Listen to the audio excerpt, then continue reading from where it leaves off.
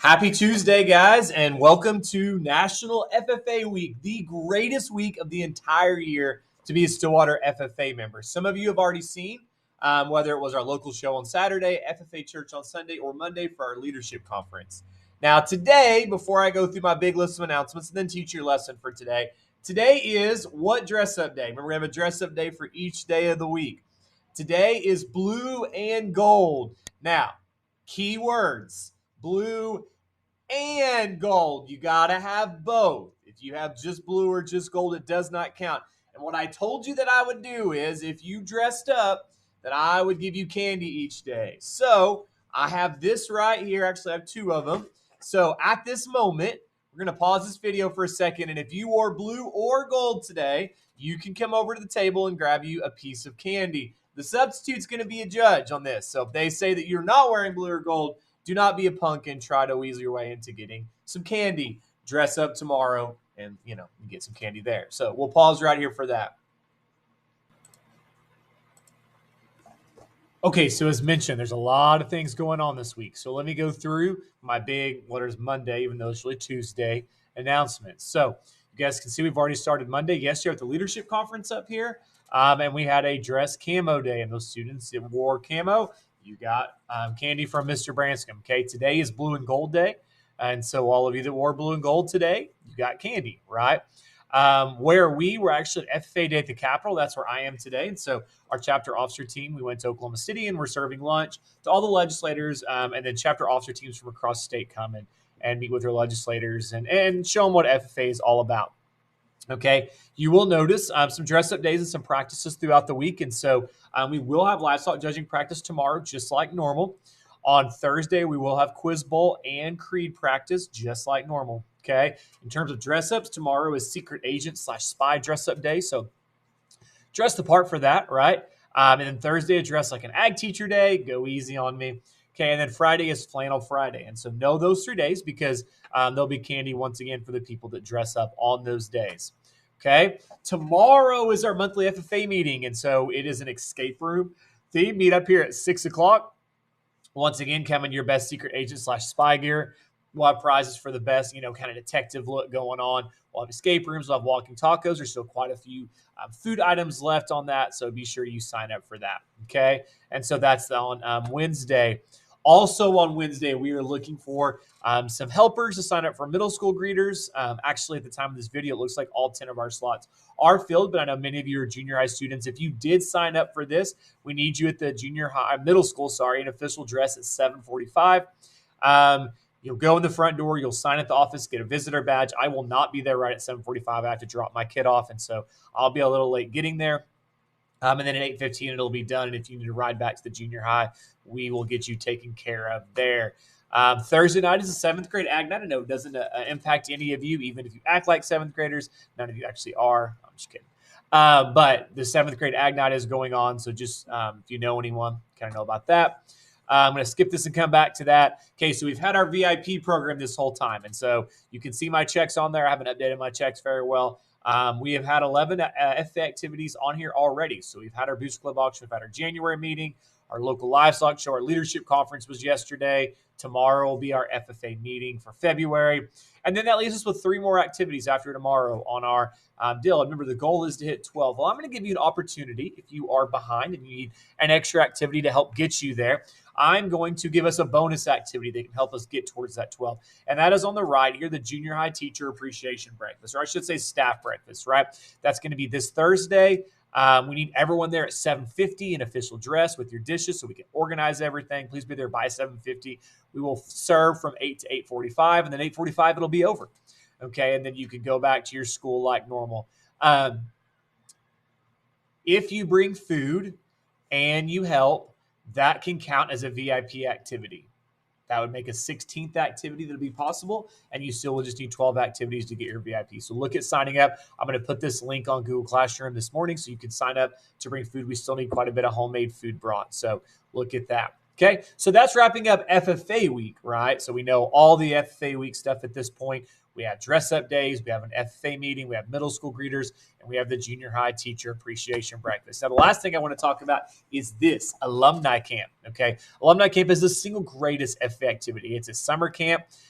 It's all about leadership. It's not agriculture. We don't feed animals or kill chickens or pull weeds or any of that kind of stuff. It's all about leadership. So we put you in groups with strangers and you meet people, and it pushes you out of your comfort zone so that you can, meet other people and grow as a leader. No public speaking, though, I promise. There are 6 sessions. We go to 2 of them. There's one January 4th through 6th, that's session 3. And then we have one January 7th through 9th, and that's session 4. These are 3-day, 2-night activities. It's a campground down in Binger, Oklahoma. I drive a bus and haul everyone down there. Your parents don't have to take you. You go to the campgrounds and you stay for that leadership activity. The cost for the camp is actually $210, but the FFA chapter pays $100 of your ticket. So your cost is only $110. If you would like to come to this, okay, the first 16 to pay are guaranteed a spot. I've already had 4 people pay me as of shooting this video on Monday afternoon. Okay, you write a check, you give it to us, and that's how you reserve your spot. And you tell us which of these sessions you want to go. This has to be done by February 29th, because on March 1st, all tickets go on sale. They go on sale at 9 o'clock, and by 9:05, they're all already sold out. It's kind of like buying tickets for like a T Swift concert or something like that, right? They sell it insanely fast. So if you want to go to alumni camp, basically you have to bring us money. For the freshman classes listening, in order to run for chapter office, you are required to go to alumni camp. So if you don't register for alumni camp, you cannot go. You cannot run for chapter office. That is a rule in our officer contract. Anyway, so great opportunities this week. Like I said, you see all of our FFA week stuff, all our practices, and then we have the great alumni camp opportunity there as well. So if you're interested in any of this or have any questions, you just shoot me an email tomorrow. I will be back at school and we'll continue activities as normal. And so with that, we're going to go ahead and jump into our lessons for today.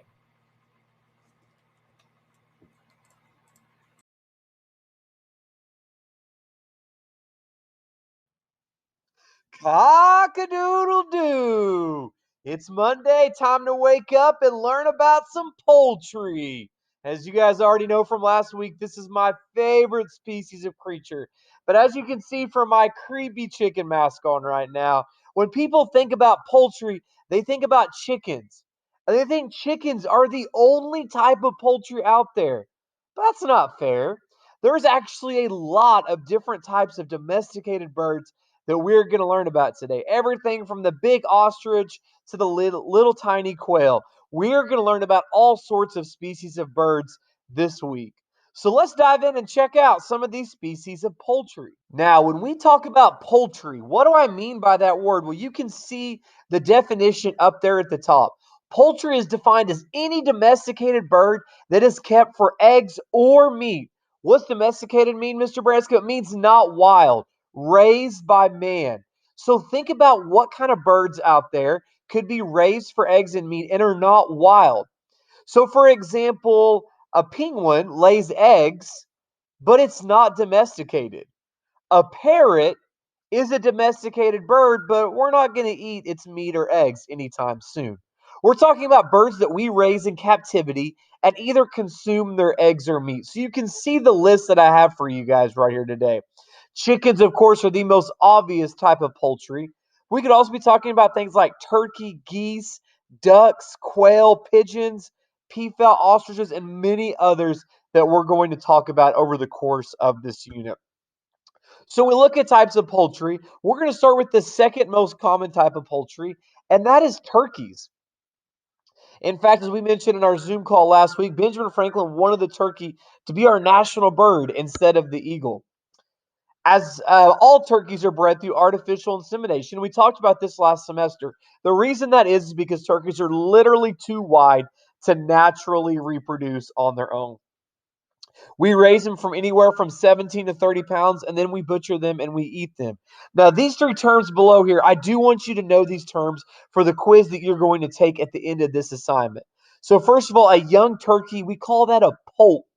A young turkey is a poult. So, where a baby chicken is a chick, turkeys, we don't call them chicks, we call them poults. A male turkey is a tom, and you probably already knew that, right? Tom the turkey. And then a female turkey is a hen.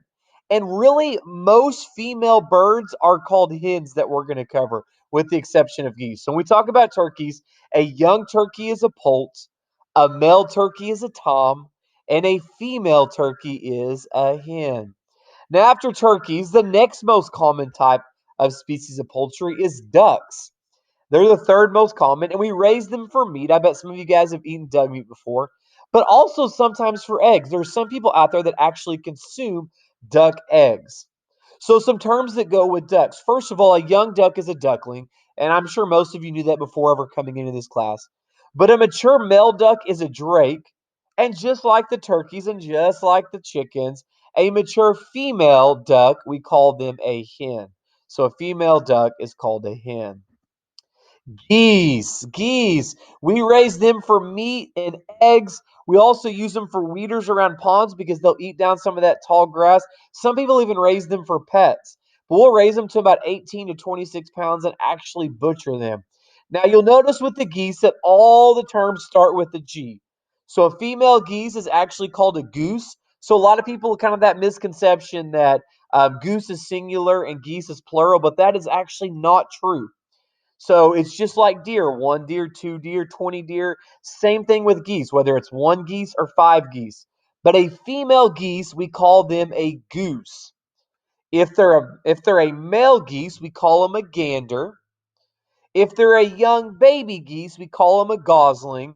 And then a group of geese are actually called a gaggle, which is my favorite ag term of all time. A group of geese is a gaggle of geese. Now, other species, I do want you to know this term right here, retites. Retites. And retites is any flightless type of poultry. So these are birds that we are raised in captivity, but they cannot fly. So you might recognize the emu, that blurry emu in the top left. On the right, we have the ostrich, but in the middle here, we have a species that's very common in New Zealand called the kiwi bird. And so they cannot fly as well. And we're going to talk more about them in our Zoom meeting.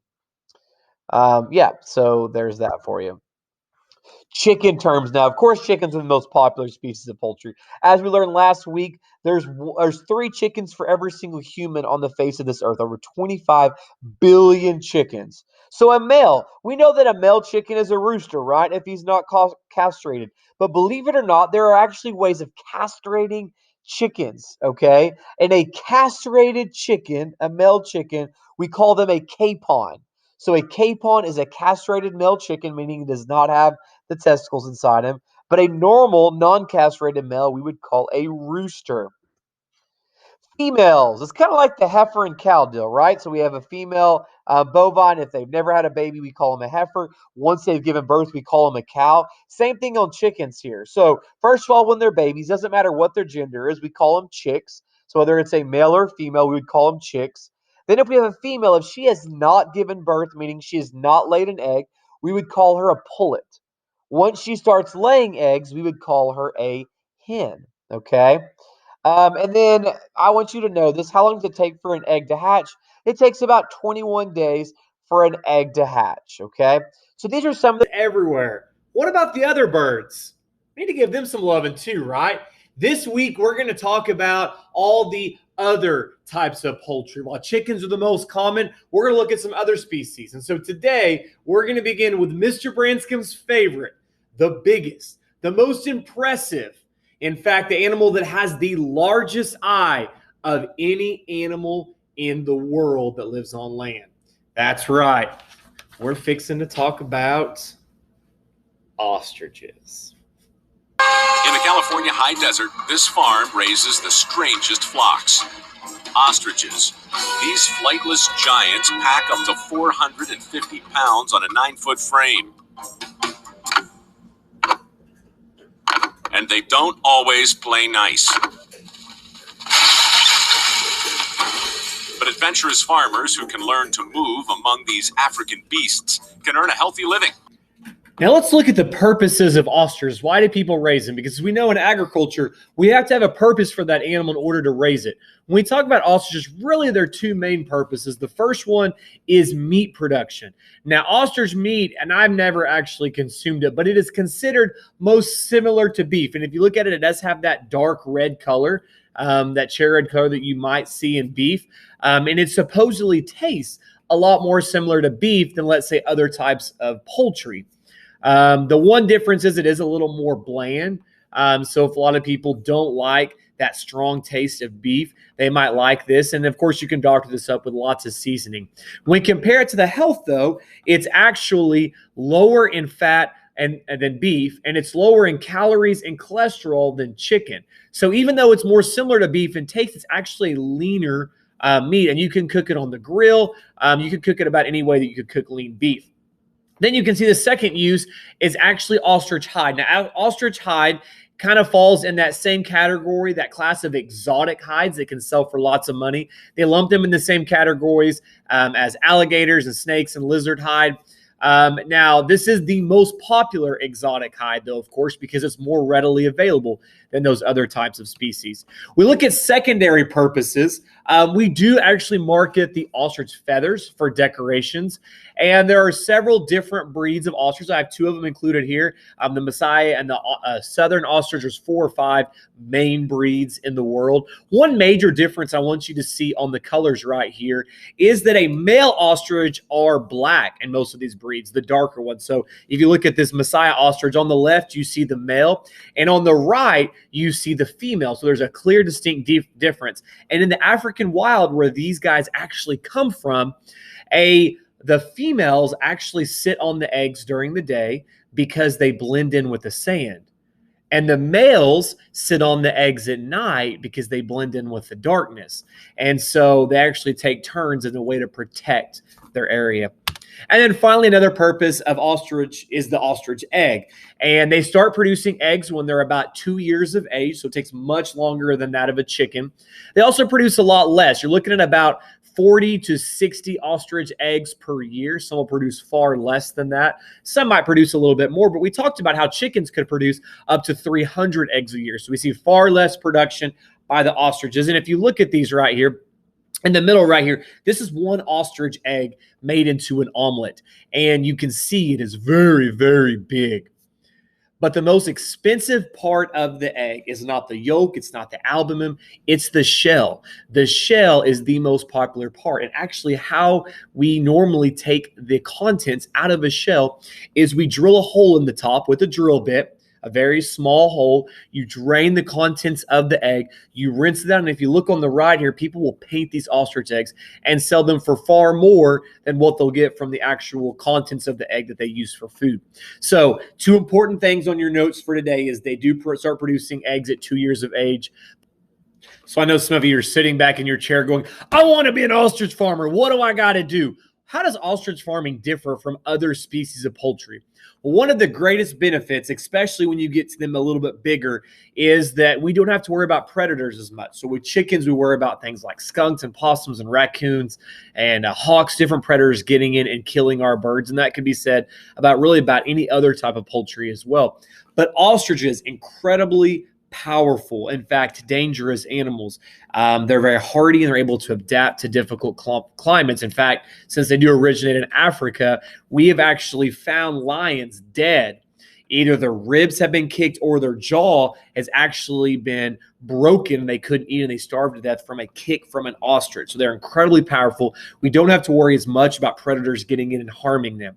They're also just tougher in general. So they can live in very difficult climates, very hot climates, areas with not a lot of grass maybe.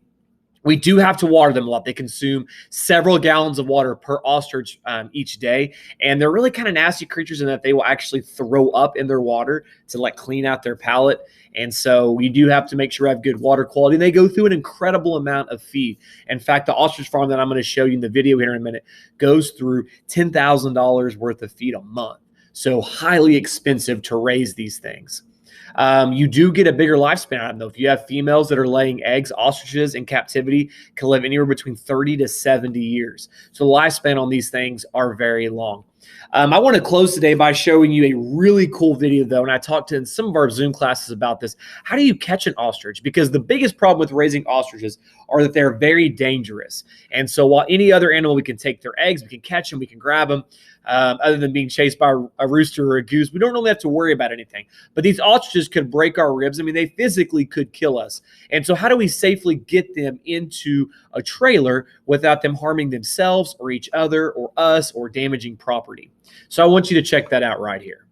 As I'm about to find out. When it's time for a road trip, the ostriches have to travel in a horse trailer. Studies have shown there's only one good way to get an ostrich to climb aboard a horse trailer. So we're going to wrangle some ostriches. How many can you get in here? We generally take, depends on the distance we're going to travel, anywhere from 8 to 12. We're going to put them right up this ramp here. Well, how hard can that be?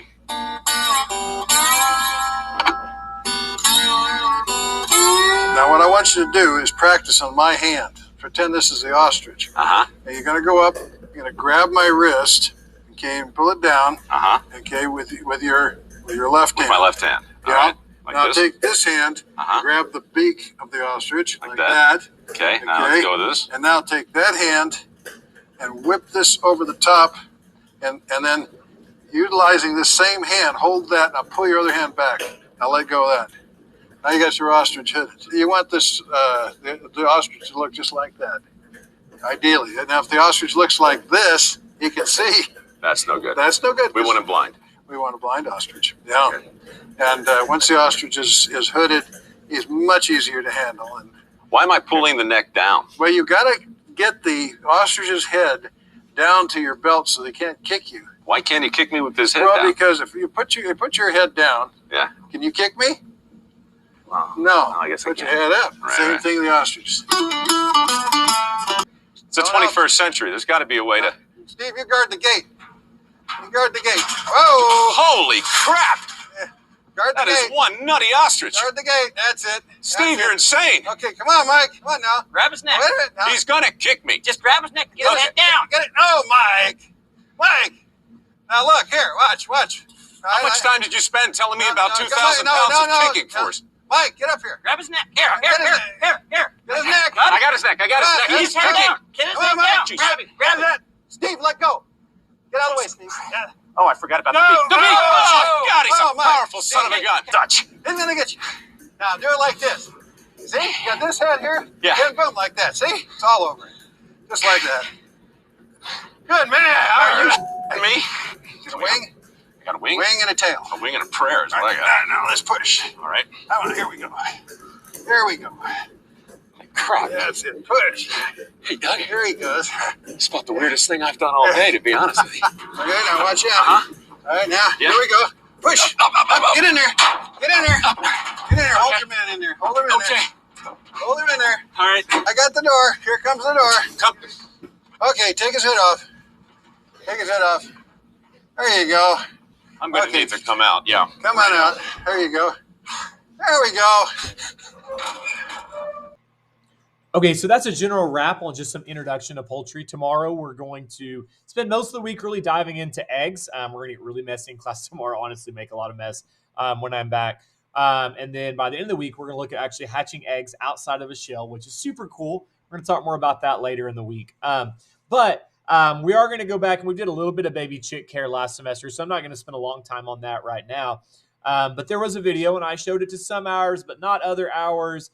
And so there's the last couple questions on your worksheet for today are going to be based on this other YouTube video the substitute's going to pull up right now that shows you how a hatchery actually processes chicks. Now, the class that I did not show this to, just a reminder, no chicks were harmed in this process. Chicks are very limber, and they handle this very well. It looks a whole lot worse than it really is. So anyway, with that in mind, they're going to pull up that video. Hopefully you guys get this worksheet turned in. This is an assignment that is worth a significant grade, just like any other sub work I leave. So be sure to turn that in, and I will grade that and put it in tomorrow. So you guys have a great day. Looking forward to seeing you tomorrow dressed in your secret agent spy gear. Take care.